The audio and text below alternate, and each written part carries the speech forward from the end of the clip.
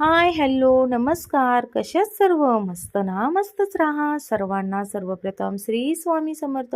तुमचं माझ्या प्रतीक्षा स्वामी सेवेकरी चॅनलवरती खूप खूप मनापासून स्वागत आहे. तर आजचा विषय आहे संकल्प कसा करावा व कोणते व्रत किंवा संकल्पशिवाय पूर्ण होत नाही व संकल्प केल्याचे कोणते फायदे होते ते आपण आज जाणून घेणार आहे. तर चला उशीर न करता व्हिडिओला सुरुवात करूया. सर्वप्रथम सर्वांना श्री स्वामी समर्थ स्वामी महाराजांच्या कृपेने तुमच्या सर्व चांगल्या इच्छा पूर्ण होतात ही स्वामीचरणी प्रार्थना करते आणि आजच्या व्हिडिओला सुरुवात करते. बघा, आजच्या ह्या व्हिडिओमध्ये मी तुम्हाला संकल्प कसा करावा, संकल्प करणे म्हणजे काय आणि तो का केला जातो ह्याची संपूर्ण माहिती मी तुम्हाला ह्या छोट्याशा व्हिडिओमध्ये देत आहे. व्हिडिओ शेवटपर्यंत नक्की पहा. तुम्हाला संपूर्ण माहिती अगदी सोप्या भाषेत मिळून जाईल आणि संकल्प करताना तुम्हाला कधीही शंका देखील राहणार नाही आणि तुम्ही प्रत्येक पूजा करताना हा सोपी पद्धतीनेच संकल्प नेहमी करू शकाल. चला तर मग व्हिडिओला सुरुवात करूया. संकल्प करणे म्हणजे काय? शास्त्रानुसार कोणत्याही प्रकारचे पूजापूर्वी किंवा सेवापूर्वी संकल्प घेणे आवश्यक आहे. पूजेपूर्वी संकल्प न घेतल्यास त्या पूजेचे पूर्ण फळ प्राप्त होत नाही. संकल्पने घेतलेली पूजेचे संपूर्ण फळ इंद्रदेवालाही प्राप्त होते. यामुळे दररोजच्या पूजेमध्ये ही पहिली संकल्प करावा आणि नंतरच पूजा करावी. संकल्प घेण्याचा अर्थ असा आहे की आपण कुलदेवताला आणि स्वतःला साक्षी ठेवून अशी प्रतिज्ञा करतो असतो की मी ही पूजाचे कार्य विविध इच्छापूर्तीसाठी करत असून हे पूजा कर्म मी अवश्य करेल. आणि आता संकल्प कसा करावा? संकल्प घेताना हातात पाणी घेतले जाते कारण पंचमहाभूतांपैकी अग्नी, पृथ्वी, आकाश, हवा आणि पाणी, गणपती हा पाण्याचा अधिपती आहे. शेवटी पाणी गणपतीसमोर ठेवून पूजा कसल्याही अडथळा येत नाही पूर्ण होण्यासाठी संकल्प केला जातो.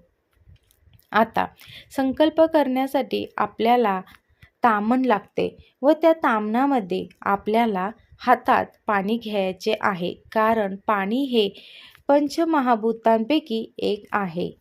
गणपती हा पाण्याचा अधिपती आहे, त्यामुळे पाणी घेण्याचा संकल्प करायचा आहे. आता ह्या पाण्यामध्ये आपल्याला हळदी, कुंकू, अक्षता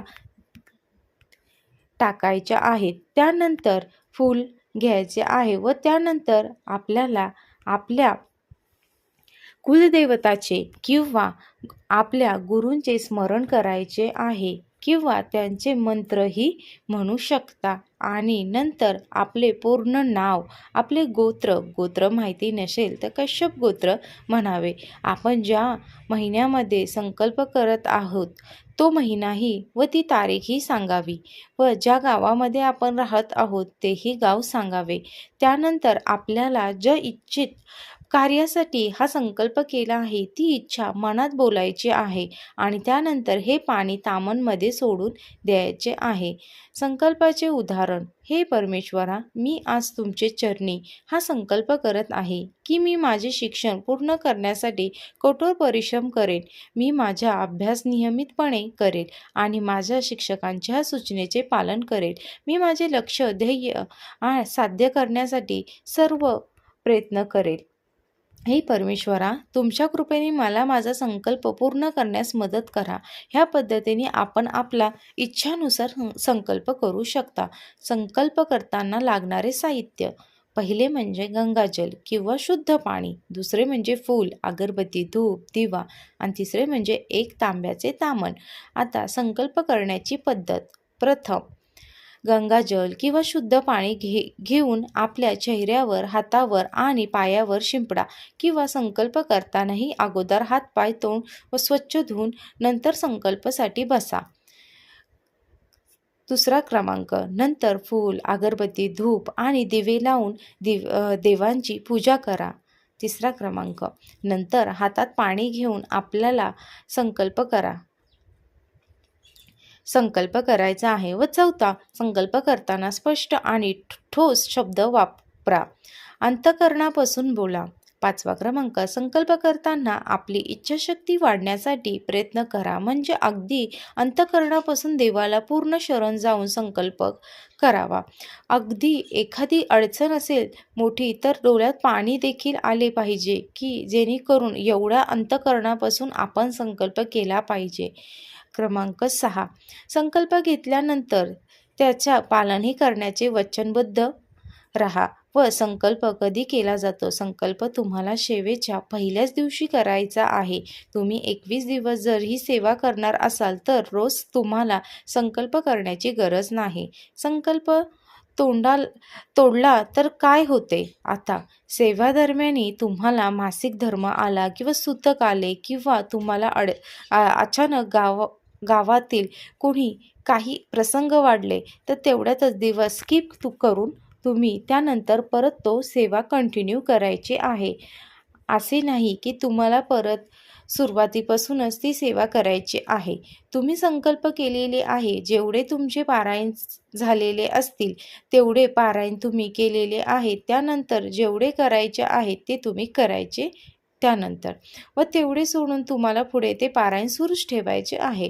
संकल्प कसा सिद्धी करावा?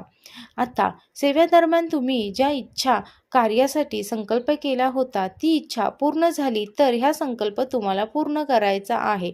असे नाही की तुम्ही अर्धवट तुमचा संकल्प सोडून द्याल, कारण तुमची इच्छा पूर्ण झालेली आहे.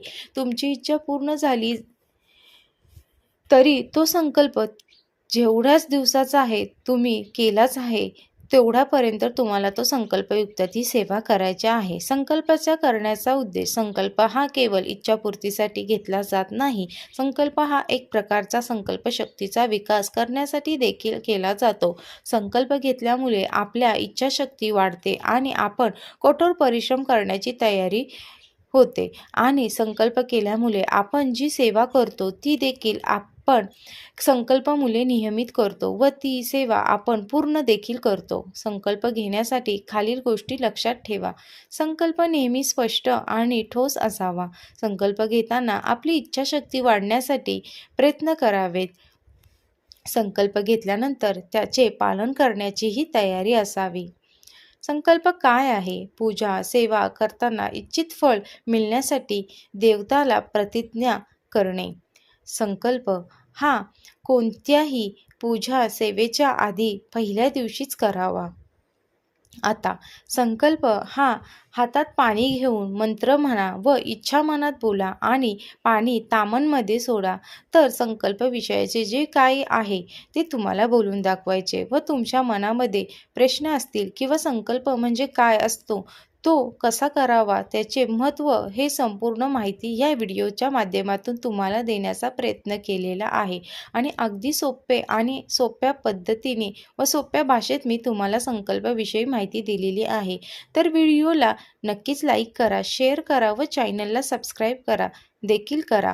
आणि नक्की हा व्हिडिओ शेवटपर्यंत पाहिल्याबद्दल तुमचे खूप खूप मनापासून आभार मानते. आणि पुन्हा एकदा मनापासून म्हणते, श्री स्वामी समर्थ. जय जय स्वामी समर्थ.